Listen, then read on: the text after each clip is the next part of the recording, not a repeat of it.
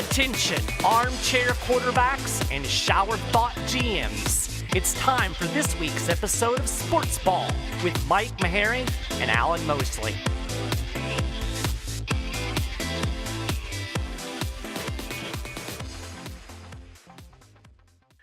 All right, here I am with Alan Mosley, and we are kicking off the inaugural episode of SportsBall. What do you think, Alan? That's such a great name, isn't it? Yeah, SportsBall. We're gonna do the SportsBall. You got to do it in that tone of voice. SportsBall. Did you? This is mine.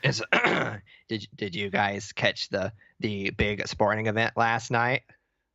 It sure was exciting when they went one way and then the other.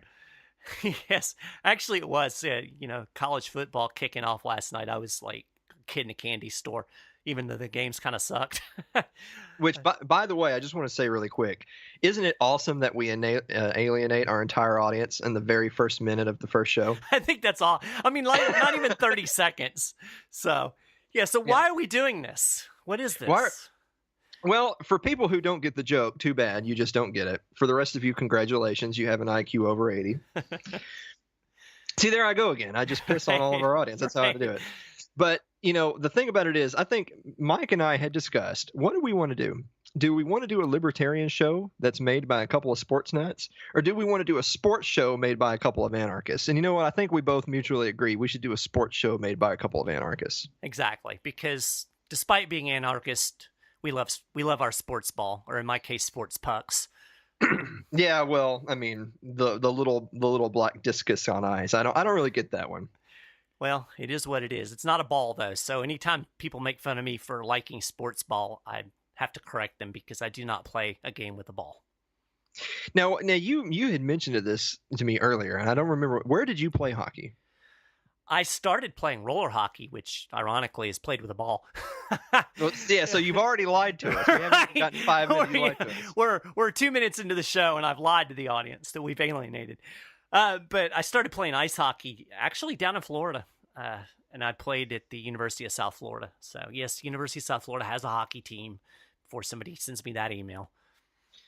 Yeah, and well, that's where everybody learns to play hockey is South Florida. Right. Well, and it's not even South Florida; it's in Tampa, which is actually Central Florida. But that's a whole. That's for our geography program that will kick off in a couple of months. We could do a whole episode on Florida, man, but that's a completely different subject altogether. Absolutely. So what we're actually going to talk about is mostly sports.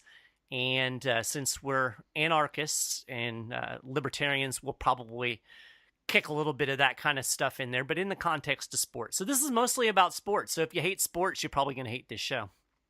I mean, I already hate it, that's for sure. But the beautiful thing about it is that there's always interesting little bits to glean from any subject, even sports. And so that's why we call it sports ball, and that's why we make fun of people, because frankly, for the type of person out there who says, well, athletics are stupid, I'm not into that. Well, that doesn't say anything about athletics. That just says something about you. Yeah, it says you never got picked for kickball when you were in middle school. That's what it says to me. Exactly. That's exactly what that means. I mean, for in all seriousness, sports has been a huge part of my life. As a hockey player, I was a swimmer growing up. And, I've developed relationships and friendships, and I've learned a lot about life playing sports. You learn how to win, you learn how to lose, you learn how to work hard. You learn that most things that are worth doing require a little bit of pain and sweat. And I think there's a lot of good value lessons that can be learned in sports. Now, I mean, in the world of pro sports and college sports, yeah, there's a lot of crap, and we'll certainly pick apart that kind of thing too. But I think sports is a good thing, and if you don't like it, that's cool. I mean, but I don't understand the compulsion that people have to make fun of those of us who do enjoy a little athletic competition. Speaking of a little athletic competition, this is such a great time for us to be doing the inaugural episode of SportsBall, because as you know me, I know you're a big hockey guy, and I like hockey too, but I'm a huge football guy. I'm a football nut. I always have been. Since I was a little kid, I'm a big football guy, and we are on the precipice of football season. NFL football is right around the corner. This week we're going to talk about college football, which I guess this weekend is the first weekend, but actually college football already started. That's true. We had a couple of games last night, and then we had the weird Jacksonville State, whatever that other team was, game last Saturday, which I actually watched a little bit of just because it's college football. And I'm like you, hockey's my favorite sport, but honestly, football's my favorite sport to watch. I've loved it ever since I was a little kid, and I really, really like college football. Probably a little bit more than the pro game, just because it's more unpredictable. And, you just never know. You're going to have that upset this weekend. We don't know what it is. We're going to make our predictions in a few minutes. But, I love the whole thing. I love the energy of it. I love the marching bands and the tailgating and all of the stuff that goes with college football. And, just basically planting my rear end on the couch all day Saturday watching the various games. And I'm one of these people, it can be pretty much anybody. The last place team in the Mid-America Conference, I can actually sit and watch that game because I just love watching the sport. Well, what's awesome about college football is you're talking about like the pageantry of it all, but it's also a little bit of perspective. Like, the NFL is not new. I mean, there's been over 50 Super Bowls, and there was professional football before the Super Bowl era, but you still think of NFL or professional football as a modern game. But in us Americans especially, sometimes we don't have much of a perspective of what's new and old because our country is relatively new comparative to Europe and the rest of the world. But, you've got college football rivalries that literally go back a century. Yeah. And those, that's this kind of cool thing. And I think we're going to get in a minute, we're going to talk a little bit about the whole playoff and the national championship and kind of the shit show that's become. But one of the cool things about college football is that a lot of the games matter, even if the team is not in contention for a national championship. I mean, the Michigan State game is always going to be significant, even if they're like the bottom two teams in the Big Ten.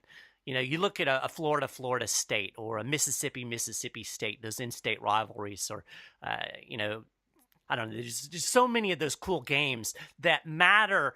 Even if both of the teams have had a horrible season, there's something to play for in those games. And, that's kind of, you don't really have that in the NFL as much. You get down to week 14, week 15, there's certain teams that, the Cleveland Browns, it's not going to really matter what happens to the Cleveland Browns the last couple of weeks of the season, no matter who they're playing. So that's one of the cool things about college football to me. Well, I'm from Tennessee, and of course, everybody knows what the third Saturday in October is. That's the UT-Alabama game. Now, granted, UT hasn't exactly been on Alabama's level the last few years, but I digress on that. Everybody knows what the third Saturday in October is. And again, you don't have to wait for the schedule makers to release next year's schedule to know. The third Saturday in October will be the UT-Alabama game, period. Right. Yeah, you've got those things that are steeped in that kind of tradition. And like I said, that game is going to matter. No matter how bad Tennessee is, no matter how bad Alabama is, it's going to matter. And you always kind of go into it, even if you're a Tennessee that's struggling as of late, you still go into that game thinking, we got a chance. And that's the thing about college football. You really do. You see those kind of upsets that you don't necessarily see so often in pro sports, where the little guy will knock off the big guy. I think back to Auburn beating Alabama on that crazy field goal that was short and then run back for a touchdown. That's college football right there. Well, actually, it did happen in a preseason football game a couple weeks ago, but you don't see that kind of thing in pro football nearly as much as you do in college. Well, all I'll say to that is that for the UT fans out there, and there's a lot of them in this neck of the woods, and they certainly are particularly a delusional fan base. For the UT fans out there that say on the third Saturday of October, we got a chance, well, bless your heart. And you mean that in the most southern way possible, too. Yeah, I mean that in the southern way, absolutely. Right. But to get to the scores, so as we said, college football season's already started. There was only one top 25 game from Thursday night, and that was National Championship defending American Conference champion UCF. Oh, stop. Yeah, no. I love it. We're gonna get to that in a little bit. UCF with a 56-17 win over UConn. Color me surprised. Here I had mortgaged my house to put it on the Huskies, so I'm homeless yet again. Yeah, that powerful UConn team. Every year they bring something to the table. Well, it's yeah. Well, they do bring something to the table. They usually have a pretty darn good women's basketball team. Well, that is true. Maybe they should have lined them up and see what the score would have been. Right. It couldn't have been worse. I mean, I can definitely tell you that. So I know you're joking, and I know you have a bias against UCF that we'll touch on here in a little bit. But I go on record as saying I actually miss the era of college football where basically any team with a good season could just declare themselves the national champions and hang a banner. I mean that. And if you had asked me maybe 10 or 15 years ago, I would have said, no, we need to figure out something better. Like, it's stupid, and we need to have an actual system where a champion is crowned so you know who the best team that year was. But I've kind of evolved on that. I've kind of decided, you know what? Hats off to UCF. Perfect season. They clobbered Auburn. I mean, that wasn't a last-second field goal victory over a big SEC team. They murdered them. They killed Auburn to cap their undefeated season. So you know what? I say UCF are the champions. Tell me where I'm wrong. They suck. I mean, let's put UCF in a real conference where they're not playing Memphis State and UConn and God love my USF Bulls, but they're not exactly a powerhouse either. Incidentally, UCF didn't beat them significantly last year. They're just now, not. Hold on. There's no arguing that UCF was not the best college football team in the country. You put them in a real conference, they're not going to go undefeated. I understand the Auburn thing, but I'm of the opinion that when you put two teams in a meaningless bowl game, it doesn't necessarily tell you anything about the relative strength of those two teams. Put those two teams in a game that matters to Auburn, and I think you might have seen a different outcome.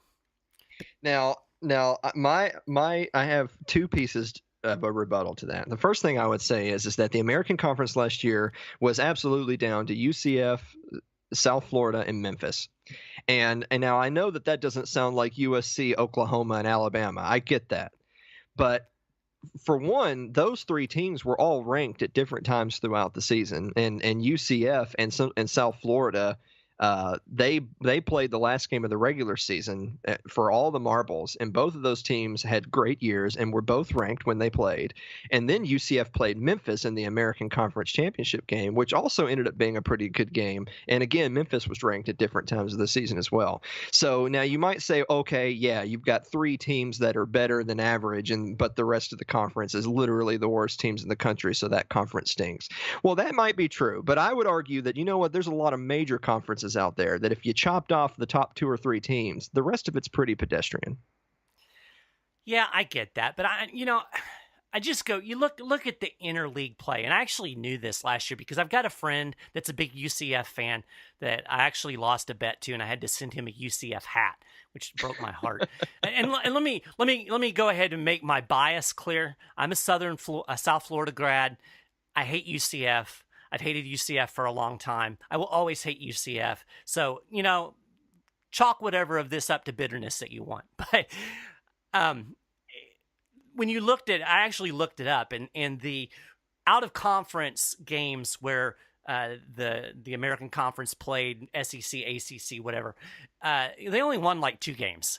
So it just doesn't stack up, even to the bottom part of these other conferences. I mean, the only team that had a name that UCF beat was Maryland. And, big whoopee do. Maryland's one of those pedestrian ACC teams you're talking about. I don't know. I just don't buy it. Don't get me wrong. UCF had a good football team, and you can't diminish going undefeated. That's a significant thing, but I just don't think that they were the best football team in the country. I don't think you put them on the field with Alabama or Clemson in a meaningful game and UCF comes out the winner. I just don't see it. Of course, we'll never know because they didn't play that game, but which maybe that's an argument for a broader playoff system. Now, I'm gonna save that argument for a little bit later because we have that coming up in the stack. But that was the only top 25 game we've had so far. So I wanted to move on to a related article of what we're talking about. So we're doing a college football preview for 2018 season, and Heather Dinich from ESPN, who's using ESPN analytics to get her data, they had an article that was there's only 14 teams that can win the college football playoff. Now hold on a second, Mike. Now, we argued until we were blue in the face for years that the only way that anyone can be a legitimate champion is if we have a playoff. So why then are people still arguing that we don't have a legitimate system? We have a playoff, right? Well, yeah, and then and you're always going to have this argument. The playoff is what, 4 teams, right? It's only 4 teams, right? Yeah. So you have to be within that 4 teams in order to even be considered in the playoff. To me, you don't have a playoff until you have at least 8 teams. Maybe once you get down to number 8 or number, or deeper, then maybe you start talking about where things even out a little bit. But college football is so weird. I mean, you look at a game like you got Washington and Auburn this weekend, and those are 2 teams that arguably have a shot of being in contention. Mm-hmm. Whoever loses that game is probably out of it. First game of the season. Pretty much. So that's the thing that bothers me about it. So your whole season riding on the first game of the year. That's I'm with you. I don't like the system as it is. I kind of favor maybe an expanded playoff. Maybe you get the 8 teams, and maybe that at least puts more teams into the shuffle. But I guess if you had done that, you would have had UCF in the playoff hunt because they were ranked number 6, I think, at the end of last year. Yeah, going into the playoff system.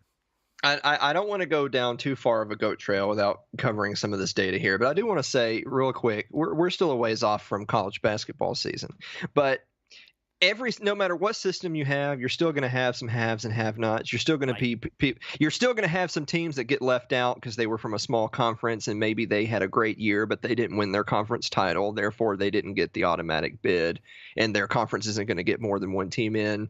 You're going to have the inevitable argument of seeding. What seed should different teams get based on what criteria? But at the very least, if for nothing else, you can say if every single conference is guaranteed their conference tournament champion is going to be in the tournament. So if you are Belmont, right there in Nashville, if you're and they've had some good teams, and they've won a couple of NCAA tournament games. It's not like they haven't beaten anybody.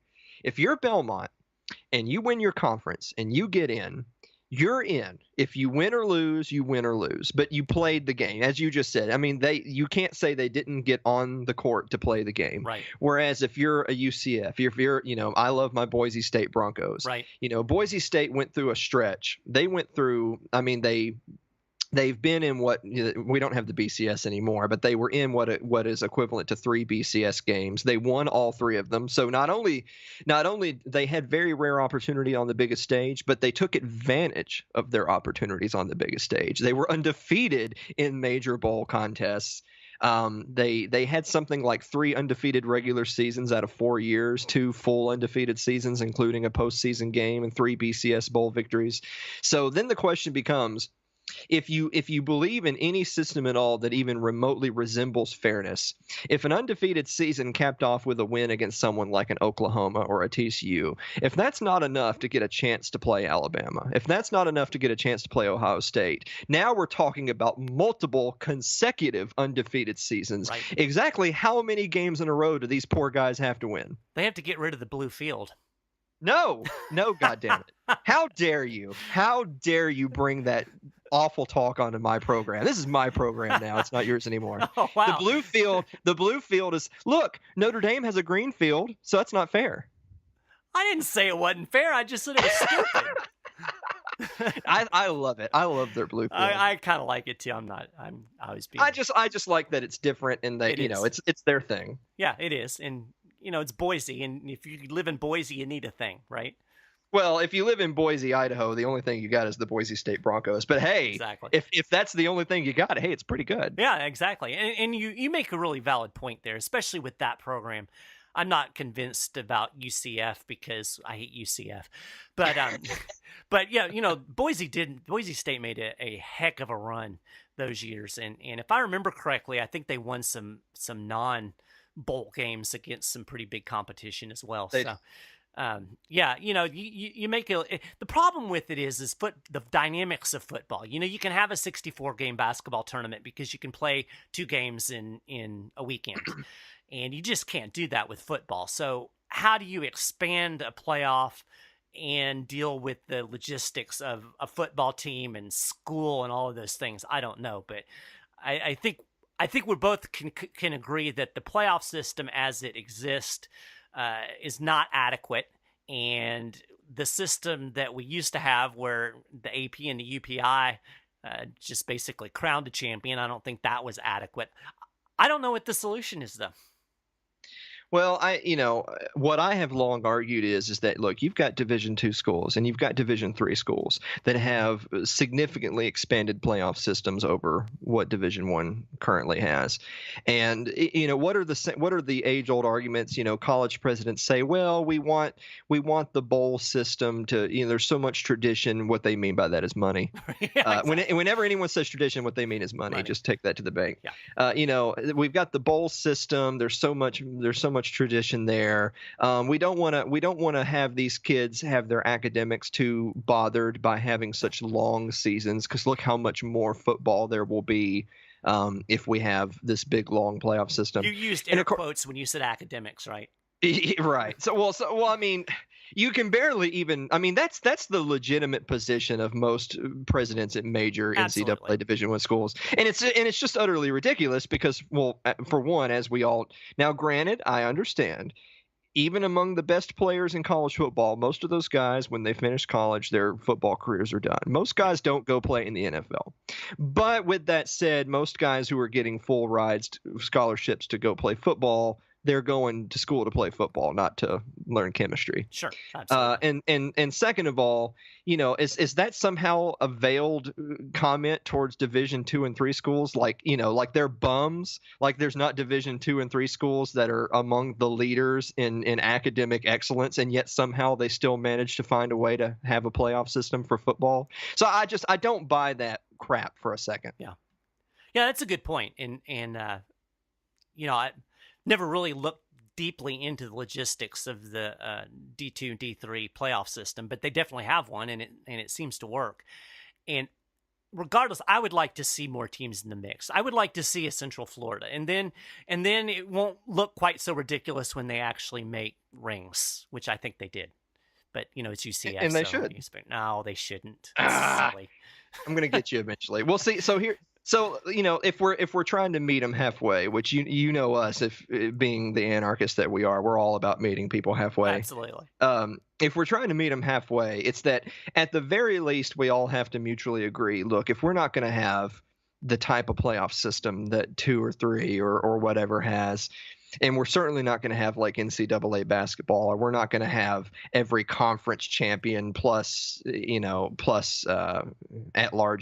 If you're not going to do all that, it's got to at least be more than 4 teams, right? Yeah, like at least. Absolutely. I think you could easily do 8. I've seen some pretty compelling schemes that actually incorporate the bowl system into the first round of the playoffs, and then you do, get it down to 4 and then do the national championship game. So you're really only adding one week of games.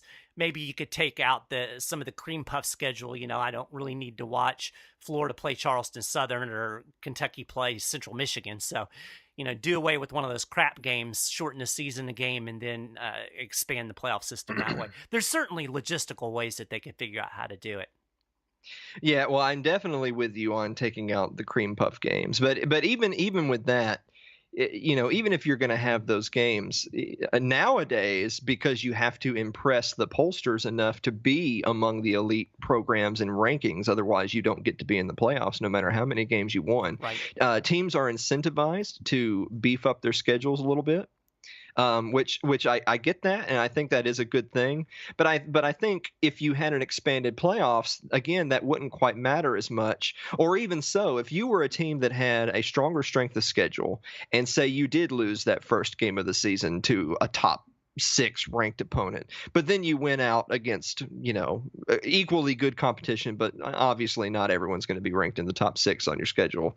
If the playoff was expanded, it's just that much more likely that you could have a loss or even two losses, Right. but your whole body of work puts you into 8 or 12 teams versus having both a power conference team who only loses one game, but it happens to be at the end of the season instead of the beginning, so they don't have time to rebound in the rankings, so Right. they're out.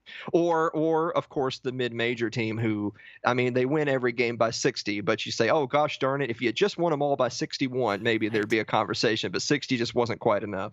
Of course, there's a flip side to the cream puff issue as well, because that's there's a lot of tradition, and by that I mean money, involved for the cream puff schools to go to, a Florida or a Alabama or an Auburn. They bring home a big paycheck for basically playing the role of whipping boy. So Yes. you'd probably get some objection from that side of the aisle as well. So it's a complicated issue. Let me ask you this: playoff system being what it is what it is.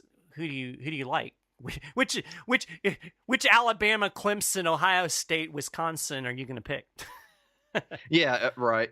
So, I don't know if I'm quite ready to make season-wide predictions. I mean, it's always I know it's always tough right before week one, because week one is the worst week of the year. Yeah, absolutely. And it's the worst week of the year for the gamblers out there. And we'll do our picks before we wrap up. Right. Because there's always going to be those teams that maybe everything is exactly the same, but maybe they had a coaching change, and maybe the guy that comes in next is a complete bum and their practices are garbage, and the star QB breaks his arm on the first snap, and all of a sudden what was a contender is a losing record team. Boom, week one. Well, I'll give you the primary example: Florida State last year. Oh yeah, for Florida sure. State, highly touted, hot shot quarterback. They get drubbed. He gets hurt. The coach checks out. Ends up at Texas A&M, who also won big yesterday, incidentally. So that can definitely happen. You're right. So I'm going to go on record as saying that I think that if Ohio State goes undefeated, which I think is a big if, because there's some problems going on up there at Ohio State right now off the field. Yeah, there's some. I think if they go, if they go undefeated, they'll get in. They didn't get in last year. They were like first or second team out. I think because of history. Again, last year's not supposed to matter compared to this year. But you and I both know if Ohio State is right on the cusp of in or out for a second year in a row, they're going to put them in. Yeah, but, they've got a tough road to hoe, because Wisconsin, legitimate contender. I think Penn State is a legitimate Big Ten contender. There's some good teams, and I watched a little bit of that Northwestern Purdue game, and I wouldn't be surprised if either one of those teams comes up and bites some of those big boys. Purdue's got a pretty decent quarterback, and they've got a heck of a wide receiver in that kid. I think his name is Moore, that actually came out of Louisville. He squats 600 pounds. That's absurd.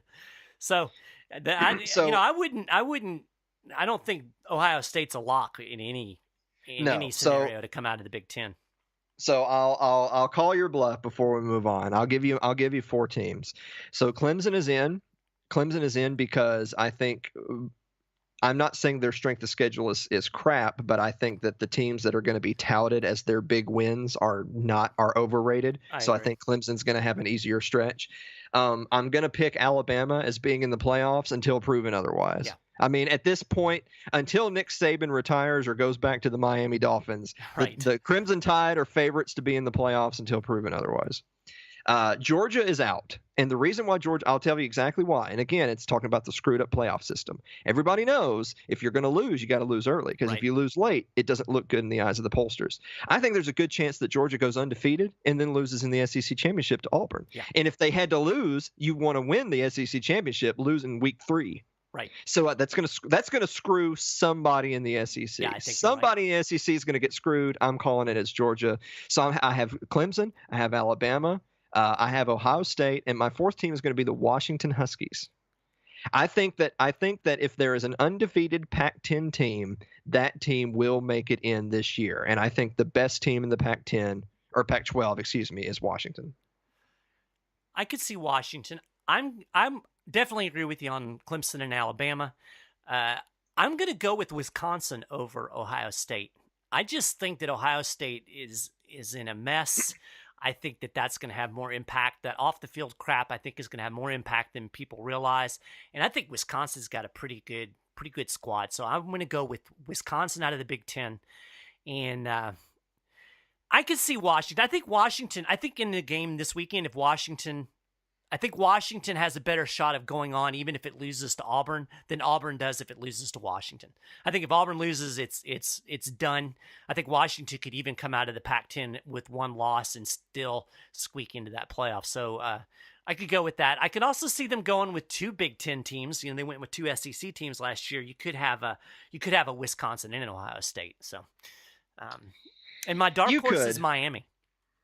Miami. I like Miami. I think Miami's got a heck of a defense, and I think that they were showing some stuff on offense last year. I think they might. I don't know. I like Miami. Now this is what I'm going to say. I put Miami in the same category as Wisconsin, and what I mean, and I'm talking more about Wisconsin than Miami, and this is what I mean by that. I think on paper Wisconsin is ready to make a run, but I think as a program, they have played second or third fiddle in that conference way more often than not. I think that they have the pieces to be the Big Ten champion. I think they'll figure out a way to screw it up against either Michigan or Ohio State. I'll buy that argument more for Wisconsin than I will for Miami. I think Miami still has a little bit of that institutional swagger left over from, back in the day when Miami was really the machine of college football. And I saw a little bit of that coming back last year at the end of the year. I really like that team. So I might be wrong, who knows? That's interesting. Well, let me ask you this. Do you want to go ahead and do our picks, or do you want to get to our boring, nerdy libertarian topic of the day? Well, let's go ahead and do our picks since we're talking All right. picks. So you want me to go first or you? Well, why don't we just go? All right, I'll tell you what. We'll go team by team. You give me yours, yeah. I'll give you mine. All right, we'll go team by team. So for future reference for everybody listening at home, we're going to pick a handful of the games of the biggest contests coming up that weekend in whatever particular sport we're highlighting. We're doing college football this week, and we're going to have one upset special because really, you got to grab your sack mic and you got to pick an upset special because anybody could just pick the favorite. I'm all over it. All right, I'm all over it. Number 6, Washington versus number 9, Auburn, which, by the way, that's some serious football for week 1. Yeah, that's going to be a good game. I'm looking forward to that one. I'm going to go Auburn, which I think we're going to disagree on this one, but I think it's going to be a close one. I'm going to go Auburn 24-21. I just like the SEC on a neutral field until I see otherwise. Now, the SEC homer in me, because I grew up a UT fan, so I get that. And I'm in the Southeast, so if you don't know SEC football, you're not paying attention. Right. I'm an SEC homer. I get that. However, I'm also a Boise State homer, and Chris Peterson, the coach of Washington, who came to there from Boise State, man, he did a great job. I mean, Washington was on the precipice between average and mediocre for years, and people thought, you know what, they've got talent up there, but they're just not developing it. He comes in there, and in a couple of years, they're leading the Pac-12. Yeah. So he's done a heck of a job. I think he's the real deal. I think if Nick Saban, I'll tell you what, if I had a college program to find a head coach for and Nick Saban retired tomorrow, I would want to throw all the money I had at Coach Peterson. So I'm going to pick Washington 34-24. So you're with me on a pretty close game. I'm looking forward to this one. I think it's going to be a good game. I think it's going to be I think it's going to be a great game. I don't think it's going to be a blowout either way. I think it's going to be a competitive game, but I think that Washington I think Auburn's got a good defense, but I think Washington is going to have the speed on the outside. They're going to get a few cheapies, and I don't think Auburn can keep up on the scoreboard. So the next game we've got is WVU, the West Virginia Mountaineers, and the Tennessee Volunteers. So we have a little family connection on both sides of this because, like you've said, you're a Tennessee guy. You're there in Tennessee. My wife is from West Virginia, so I'm forced to follow West Virginia to some degree. Ouch. Well, boy, I'm sorry to hear that. Well, yeah, it is what it is. You gotta make your marriage happy. So who you got in this one? So, really quick, Look, guys, I hate to tell you, we can do a whole episode on Tennessee another time. It'll be like a bonus episode for people who don't give a shit about the Volunteers, but I do. You know what we'll do? We'll do it during the Florida-Tennessee week. Yes, that'd be Because good. I'm a So Florida Tennessee, look, I still have a warm place in my heart for UT. I think Coach Pruitt's the right guy. I think he can turn things around. I like the cut of his jib. I think Tennessee is destined for better things under his leadership. With that said, they are a long, long way from where they want to be. I think that last season's going to carry over into this season. I think Tennessee will play hard. I don't think they'll quit, which is going to be a testament to their new coach. But it's not going to change the scoreboard. I have 42-14 West Virginia. Boy, you've got a stomping. I'm agreeing. I agree with you on WVU winning it. I think it's going to be a little closer than that. And this comes from having watched a lot of WVU football last year. They tend to underperform. And I watched a number of those games last year and was not impressed. So I've got 31-21. Vol's still pulling it out, but a little bit closer than maybe people might think. Next up, we have the number 14 Michigan Fighting Harbaughs versus the number 12 Notre Dame perennially overrated Fighting Irish. Who do you have? I've got Notre Dame, 28-21 close game. Yeah, I'm not a big Notre Dame fan either, but I saw them at the end of last year. I was pretty impressed. I thought they looked pretty good. If that carries over, and again, I'm kind of of the opinion that Michigan's overrated a lot of times. I don't know. It depends. That Michigan's big problem last year was they lost their QB. If that kid comes back and performs up to what his potential is, then I might be wrong about this. But my gut just says go Notre Dame. 28-21 what is the score. I've got touchdown. What I say is I think Harbaugh has underperformed at Michigan. I think that they haven't quite got their money's worth. I think he's going to wind up running back to the NFL one day soon. With all that said, I think that they are top to bottom a better program than Notre Dame. Look, guys, I hate Notre Dame. They're a mid-major. Why does Notre Dame get the benefit of the doubt and get a preseason ranking in the top 5 or 10 when someone like Boise State wouldn't get that? And Boise State would run all over the field on Notre Dame. As far as I'm concerned, they're both mid-majors. If Notre Dame's not going to join a conference like the Big 10 or Big 12, then to hell with them. They're not a real team. Notre Dame is going to lose this when Michigan wins 27-17. They do have the gold helmets, though. Yeah, they have a lot of tradition at Notre Dame. Yeah, they do have a lot of tradition. God, I can't wait to have some tradition. Yeah, I'd love to have a little tradition myself. So if you want to send us some tradition, feel free. We'll make that possible. We're gonna hook people up. They're gonna be able to find this via Little L Productions on their favorite podcast platforms. Just search for SportsBall on Google Play, iTunes, Stitcher, TuneIn, blah blah blah blah blah. When you do that and you enjoy the program, absolutely send us some tradition. In the meantime, you just talked about these guys. They're your dark horse candidate. Number 8 Miami versus number 25 LSU. Yeah, obviously I've got Miami in this one. I think it'll be pretty close. I've got 24-10. But I'm not sold on LSU's offense. I didn't see a whole lot from them last year. And Miami's got a pretty good defense. They got the takeaway belt, or the takeaway chain, I guess is what it is. And I'm not seeing LSU putting many points on the board. So I got 24-10 Miami Hurricanes over the LSU Fighting Tigers. I think LSU is going to manage to make enough plays in defense and special teams to keep it close. But yeah, in 10 out of 10 tries, I think Miami wins it. I've got it 24-20 Miami. And then I think we got one more before we do our upset special. We got the Virginia Tech Hokies and the Florida State Seminoles, where my niece was a cheerleader. And just on a side note, I think Florida State has one of the coolest pregame traditions in all of football, with the flaming spear and the Seminole on the horse. That's like, gives me chills. And as a Florida Gator fan, I really hate Florida State, but I do like that tradition. You heard it here first, folks. He's a Florida Gators fan, so you can disregard everything he said up to this point. And he's also forgetting the team running through the Power T at Neyland Stadium in Knoxville, which is, of course, the greatest pregame thing in Oh, college football. no. With that There's no said, fire. You have to have fire. Fire is cool.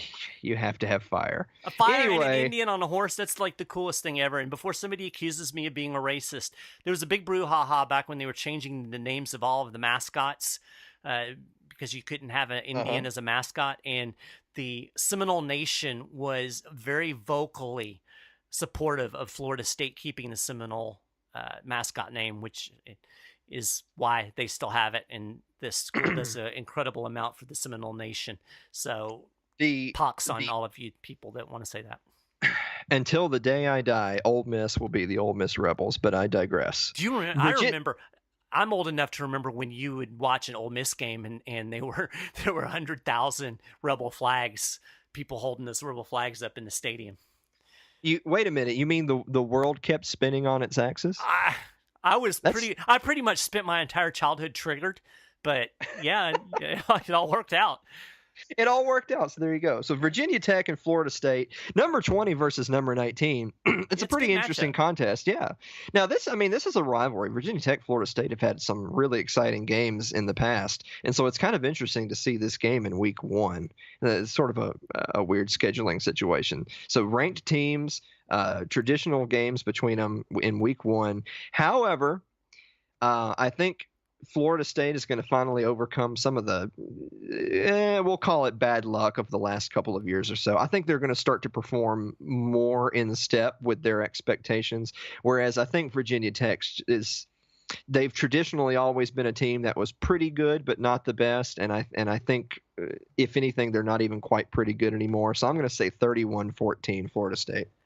I have it a little closer. I think there's going to probably be a few hiccups for Florida State. They're coming in under a new coach. Their quarterback's coming off of a season-ending injury in Game 1 last year. But I still think the Noles are going to make it. I might look at this game a little different if it was on a neutral field or if it was in Blacksburg. But I think in Tallahassee, Florida State wins it 38-31. All right. A lot of that's scoring. Fair. All right. So for the time we've all been waiting for, what is your upset special for this week? So I am coming right here to my hometown of Lexington, Kentucky for my upset special. I'm going to take Central Michigan over the University of Kentucky 28-27. And I've got a couple of reasons for this. First off, Kentucky traditionally plays very poorly in opening games. I don't know what it is. I mean, a couple of years ago, they lost to Western Kentucky University. They losing to what is supposed to be a cream puff is not something that's foreign to the University of Kentucky. And they've got some question marks coming into this season. They're starting in with a new quarterback, and from what I'm hearing, he's middle of the road. Central Michigan has a good quarterback, and Central Michigan has a good defensive line. And I think you put a new quarterback making his first start against a good defensive line with a Kentucky offensive line that's a little bit banged up. I think there's a potential for upset here. Now that I've made all my friends here in Kentucky mad, but that's what I'm going with. We'll see how it plays out.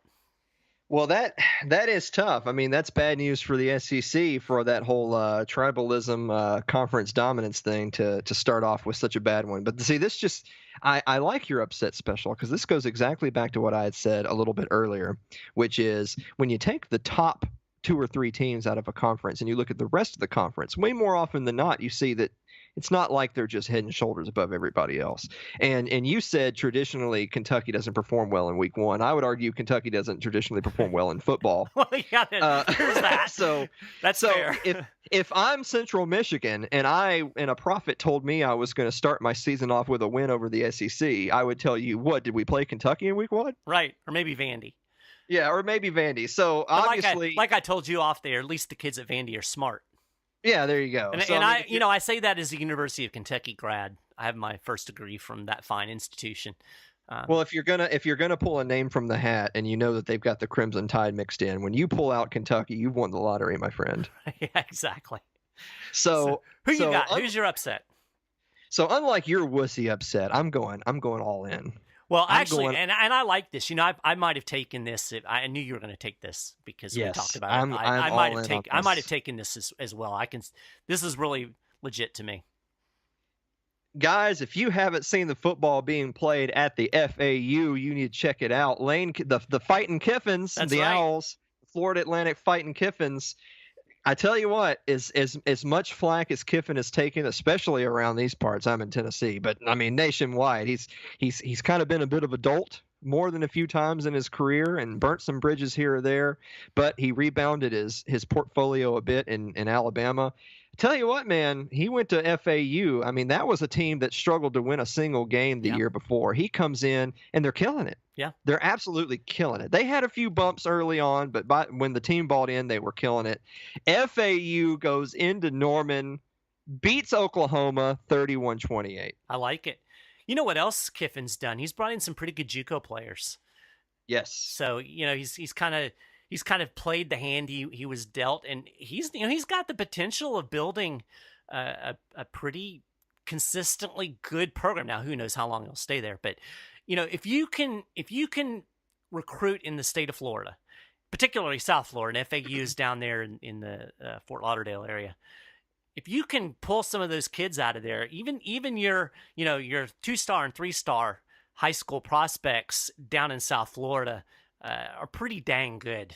There's some hungry football players down there, so he's in a good position to make something happen. So I like it. I like your upset special. Well, in the other side of that table is, this is an Oklahoma team that's going through transition, had some changes on the sideline, had some changes underneath the ball caps and the headsets, and then most importantly has a big change under center because Baker Mayfield's playing for the Cleveland Browns. That's right. So I certainly don't think that means Oklahoma is going to be bad. No. But I don't think Oklahoma should be ranked number 7 to start the season with the question marks following them. They won't be ranked number 7 anymore if they lose to FAU. No, they certainly won't. And again, it's just like the common denominator in both of our upset specials. It's quarterback play, and I don't care what level of football it is. And football is certainly a team sport. Don't get me wrong, but quarterback play is huge in football. And when you've got a new quarterback coming in, learning a system, even if they're older, they've got some experience, it's still an unknown. And I'm going to take an experienced quarterback with a less talented team over an inexperienced quarterback any day. I'm just gonna be a jerk and put you on the spot again. Oh, all right. So let me ask you this. So if by the end of the college football regular season, if most, if not all teams in the top 15 to 20 have at least one loss, and let's say teams outside of the top 4 to 5 have 2 losses, should an undefeated FAU with a big win over Oklahoma be in the playoffs? Ooh, that's a good one.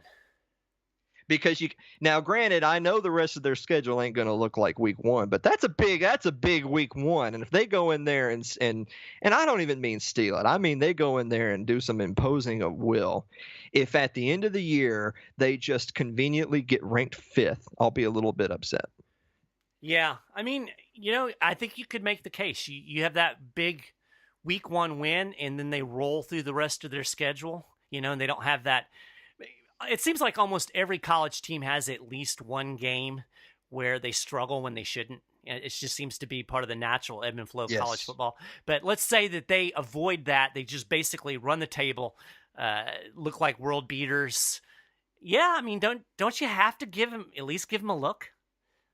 Well, this goes back to, I'm such a Boise State homer. I'm going to mention them again. I will remember years where if you had to be in the top 2 in the BCS rankings to go to the national championship, wouldn't you know Boise State just happened to be 3rd? Third. What a strange coincidence that was. But, a lot of that's tradition. Yes. The theme of this episode has been tradition. I love it. Yes, and it is. I mean, think about it. I mean, it's just like, every time that you look at the NHL playoffs, and as we've already said, I'm a big hockey guy, but you start seeing a Nashville or a Tampa Bay or a Phoenix.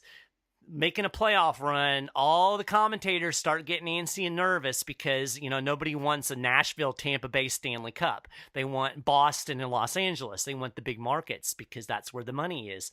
And let's be honest, most people aren't following FAU. So, nobody really wants to see an Alabama FAU national championship. So the tradition would indicate that we're going to try to penalize FAU and make sure that doesn't happen so that we can maintain the very high level of tradition that we expect in college football.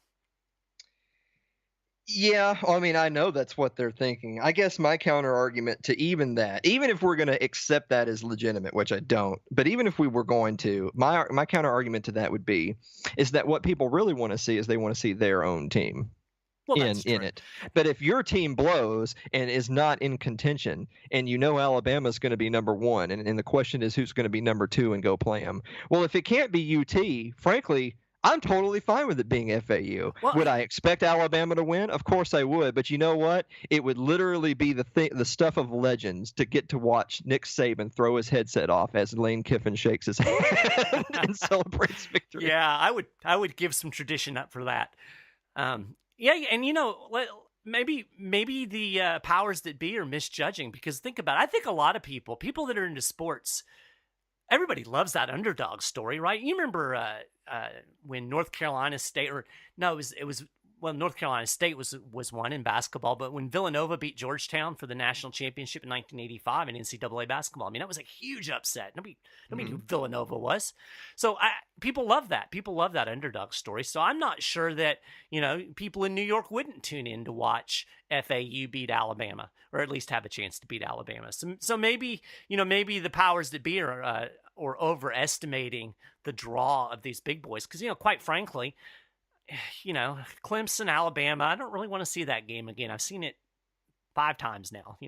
Let's do something else. Well, I don't want to go all libertarian neckbeard on you and make this about politics, but we complain about politics because it's a rigged game that's made it where if you are not a part of the club, if you're not a major party guy, it's so hard for you to break in. Yep. It's hard for you to get on the ballot. It's hard for you to even come close to matching the publicity and the money. And God forbid you even do that. You're still breaking through all the stigma that people have been ingrained with for decades, if centuries, that you can't win. It's just a wasted vote. And then you ask yourself, well, how do I go from being a nobody to a somebody if I'm never given a chance? Well, how does a school who is not already Alabama become Alabama if they don't get a chance? Yeah, absolutely. It's a good point. And I've been involved in a couple of LP, Libertarian Party, campaigns here in Kentucky. I'm sorry. Yeah, this is a long time ago.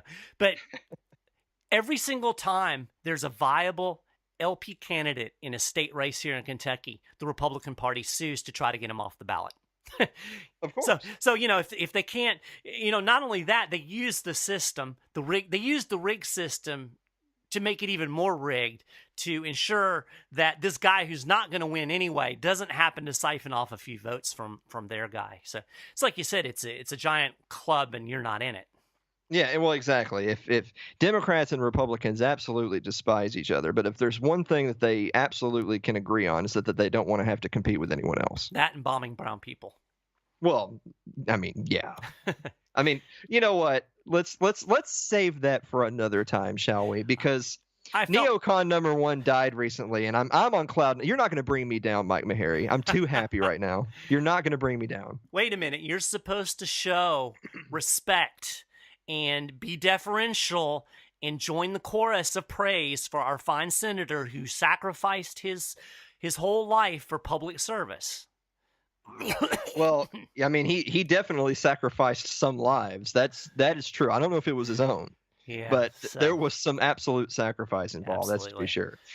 Do we have time to go to our last segment, or are we done?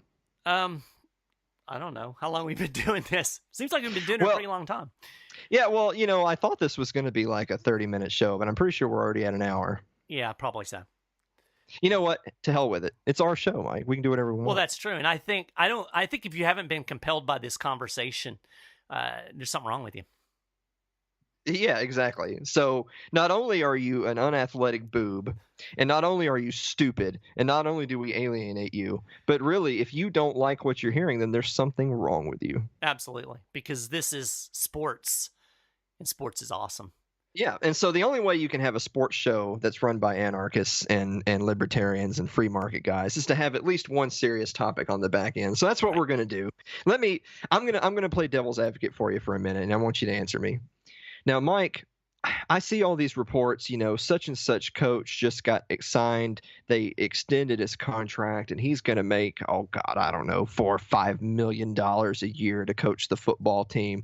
Now, Mike, look at all these kids who can't pay for school and the crappy dorms that they live in. And you look at these professors who are retiring, and I mean, maybe they were making $50,000 a year. They weren't making no millions unless they were an author or cured cancer or something like that. So why in the world are our priorities so screwed up that the guy who's playing a game is making $1 million a year? Probably because that game is generating billions of dollars a year. I mean, it's it's your basic subjective value. And here's the thing that people don't understand. And I was thinking about this in context with Aaron Rodgers' contract that he is. I don't know if they've made that official yet, but it's supposedly he's is being offered this like $100 million contract or something. Like, I'm not exaggerating. It's that much money. And people go, oh, that's ridiculous. He's not worth that much money. Well, what is worth? That's the thing that people can't seem to wrap their head around when it comes to just economics in general. Worth is subjective. Worth is basically what somebody's willing to pay. And if somebody is willing to pay Nick Saban $650 bajillion to coach football, I mean, who am I to say that he shouldn't get that money to coach football? I mean, he's Nick Saban, right? So I don't know. I guess this kind of things. One of the things that I always say, my wife says this too. It's not your money. So why are you worried about it? Why do people get upset because, the CEO or this coach or this person's making all this money? Basically, you're just jealous because you're not making that much money. That's what that comes down to. Now, I'm gonna play devil's advocate for just one more moment, and then I'm gonna share my thoughts. Right. So I'm looking at, these are 2017 figures. I'm looking at the annual salaries of Division I college football coaches, and because I've got another list for coaches overall. So you have to go down to number 79, which is Seth Littrell, Conference USA, North Texas. You have to go down to the 79th highest paid coach to get under $1 million. The top 78 programs pay their head coach at least $1 million a year. And that's just base salary. That's not incentives and bonuses, just base salary. So even the next several guys are probably making well north of $1 million. But the top 78 programs, which ironically 78, that's Randy Edsall, who's the coach of UConn, who just got blown out by UCF last night. Dude's making $1 million a year to get blown out by UCF. Sounds like a pretty good deal to me. Right. Of course, you go up, you're you're between 2 and 3 million, all the way up to Oregon, and who's 41st, and this is 2017 figures, is actually higher now. You're into the 3 millions when you're into the area of 21st to 39th. You've actually got Wisconsin in there at 3.2 million. Justin Fuente at Virginia Tech's making 3.2. Ed Orgeron at LSU is making 3.5. Then you got your top 20 programs. Coach at UT last year was Butch Jones. Now it's Coach Pruitt, but he's making north of $4 million a year, and it just goes up from there. Your top 10 are all making above 5, and then of course your king of the hill, Nick Saban in Alabama, is making $11.1 million a year. That is just base school pay. His assistants, his coaching staff combined, is making just a hair under $6 million a year. So that's a little over $17 million total for the head coach and his staff. And his buyout, you ready for this? His buyout, if they decided, Nick, we can't stand winning anymore, you got to go. If they bought out his contract today, it would be $27 million. I should have been a football coach instead of a podcaster. You should. Well, yeah, we don't have enough tradition to be the Nick Sabans or Dabo Sweeneys. We have no tradition here at all. No, certainly not. So you look at those numbers, and then I'm going to run through really quick. Highest paid coaches of all sports. Of course, Nick Saban and Dabo Swinney are still 1 and 2. You got Coach Calipari in Kentucky, who's number 3 in basketball at 7.1 million. And I think that's the only basketball coach. Oh, well, you've got Coach Krzyzewski at Duke at 5.5 million, so he would still make the top 10 of all sports. And then the last thing I'm going to say before I'll hand it back over to you is there's an infographic that was made by Deadspin of all people, and it shows the 50 states by their highest paid public employee. Now, of all the states in the country, I think it's only something like 7 or 8 states have a public employee who's their highest paid, who's not a coach. Not a coach is about 15%, 10 to 15% of the United States. All of the rest of the United States, their highest paid public employee is a coach, and most of those are football coaches. So I'm supposed to be upset by this? Is that well, what yeah, you're supposed to be outraged because outraged. Wouldn't it be better spent for all of that money to go to, a nuclear physicist or the dean of a medical school who's going to teach the doctors who are going to go on to cure cancer? Like, isn't that where all that money should go? Well, apparently not. Apparently not. You know what? End episode. Just cut the feed right there. Apparently not. So now let's look at the other side of this equation, because here's what a lot of people don't understand. They don't understand the structure of big time college athletics and the relationship with the school. The athletic department and the school are not the same thing. We have two totally different entities that are operating and existing. So it's not really true that the coach's salary is coming out of the same pot as the sociology professor, which I don't think they should get paid at all, but that's a whole different episode. Sociology. Anyway, so you've got really two different entities. So it's not like Nick Saban's coaching money is taking away from the university paying, a professor in calculus or whatever.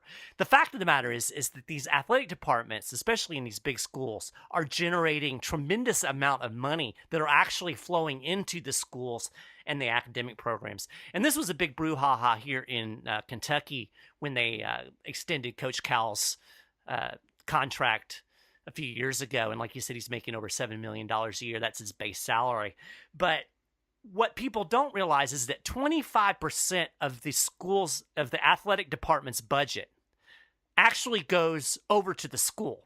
So the athletic department is not an income eater. It is an income producer that is actually sending money over to the school. So this is how the athletics guy said it. I need to shift my computer here so I can read it better. He said, athletics pay full cost for every athletic scholarship and every other expense to operate the department, including utilities and maintenance. UK athletics department is completely self-supporting. It serves as a revenue center, not as a cost center. The athletic department pays 100% of Calipari's compensation. The athletic department deems a 31. That's not important. Athletics serve as a revenue source for cash strapped school. According to PV, 25% of the athletic department budget gets spent on campus for scholarships, housing, utility, and other services, making the university the athletic department's largest vendor. Additionally, the athletic department transfers approximately $1.2 million annually from revenue it generates to campus for scholarships and other money. So basically all of that to say, these coaches are running programs that are making $1 bajillion. A lot of that money is actually going back to the school to do things like pay professors, to pay scholarships, and to do the good academic things that we expect of a university. So, I think when you look at it that way and realize that these are separate entities, then that changes the calculus a little bit. Now, you're still going to get the people that say, well, it's just not worth it. It just shows our priorities. But again, economics is not about priorities. Economics is about market value. And the fact of the matter is there's one Nick Saban, and there's not a lot of people that can teach physics. That's why they demand six-figure compensation themselves. But there's more people that can teach physics than can be Nick Saban. So that's my take. Yes. Well, I obviously agree with you 100%. You can look at UT. We'll look at UT and Alabama as examples. UT is coming off their worst football season ever. Literally, that's their worst, least successful football season in school history. That's a lot of football. Now, for a team that only They won lost to 4 Kentucky, games, for God's sake. you're right. For a team that only won 4 football games, didn't beat anybody in the SEC, that literally had their worst historical season in the history of UT football. 100 years of football, it's their worst year. And yet they still made a profit of $135.9 million. That's not gross, my friend. That is net. They profited $135.9 million in their worst year. Yeah. So, and then fast forward to Alabama, a team who's not having their worst year. Alabama is paying their head coach. Nick Saban's the highest paid coach in college football. He's making $11 million a year. Yeah. University of Alabama made $164 million last year in football. So not only are our poor pearl clutching friend, not only are the Nick Sabans not overpaid, quite frankly, it's a steal. Yeah. When you look at the amount of revenue being generated, and and not to mention the intangibles. My daughter was looking at going to Auburn when she was school shopping, and we actually went down there the year after Auburn won its national championship. And I was talking to one of the recruiters, and she said it's been amazing how winning that national championship has improved recruiting academically. She said we're getting higher qualified academics. We're cutting off our SAT and ACT numbers at a higher level because we have so many applicants. So the value of these sports programs bleeds over from not only the raw tradition that's being generated, but also the intangibles that come from having a successful athletic program. And I've got my daughter. She ended up going to the University of Kentucky, and she's got friends that came to the University of Kentucky because they wanted to come to an SEC school. They wanted to come to a school with a good basketball program. Now, call that stupid. It is what it is. And the bottom line is these athletic programs are generating revenue, and they're generating positive, intangible factors for the school. Well, if there's anything that people, the anarchist or the libertarian, would be unhappy about, it's that, don't get me wrong, there's absolutely an unholy alliance of public-private cronyism when it comes to major public universities, like a University of. There absolutely is. So there's certainly areas of criticism that are well founded. Be that as it may, at the end of the day, college football is a big business. Yep, it's a big business, and they're making literally hundreds of millions of dollars. So I mean, NCAA wide billions. Just the top 20 program, you're well over $1 billion. So big programs like Alabama, hundreds of millions of dollars a year. So take Alabama out of the equation. Take University of out of the equation. If it were any other business, if it were any other industry, anything else, if it were any private product service that you could provide, if you were running a business out of your home right now, and I told you you could hire me, but you're going to have to pay me $11 million. But in doing so, I would grow your company by $164 million by Christmas. I'm pretty sure that you'd have the contract in my hands in 5 seconds. Yeah. Absolutely. Unless I was a complete idiot, and I'm not. Well, there you go. Well, no better way to end the episode, and that is that you might think we're complete idiots, but we're not. We're not. I think that pretty much sums it up. So that's our college football preview, and our plan is to do this probably once a week. And I think it's been pretty fun. I think it's been fun too. And again, frankly, if you really can't do anything but talk about elections and politics all day, and you can't enjoy sports, that doesn't say anything about your intellectual superiority. That just says that you don't know how to have fun. Exactly. I mean, come on, it's fun. And I'm going to tell you right now, there's going to be a lot of sports ball spectating going on this weekend. I plan to camp on the couch tomorrow. Oh, yes. You got games on Sunday and on Monday as well. So, yeah, it's going to be good. Football would not have taken over most of the week if people didn't want to watch football. Absolutely. So put your fedora away, get out your pom-pom, Let's watch some ball. Some ball, as we call it here in Kentucky. Some ball. Some Yeah, ball. that's right. And play some Guys, ball. thank you so much for joining us again. This is a product of the new, I was going to say new and improved, but I don't think it can really be improved if it's brand new. It's the brand new network, Little L Productions, that also features The Gold Standard with Alan Mosley, The Sherry Voluntary Show, Postcards from Somalia, and Mike, what's your show? Thoughts from Maharrey Head. Thoughts from Maharrey Head, which frankly that sounds terrifying, but I'm intrigued. Yeah, it's ironic because my head's not hairy.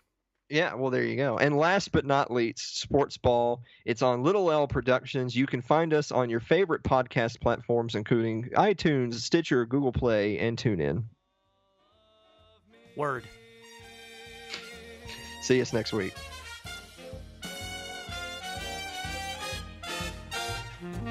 You have been listening to SportsBall with Mike Maharrey and Alan Mosley. You can follow us on Facebook and leave comments, suggestions.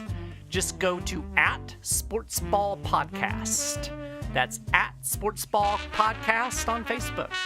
Thanks for listening, and we'll talk to you again next time.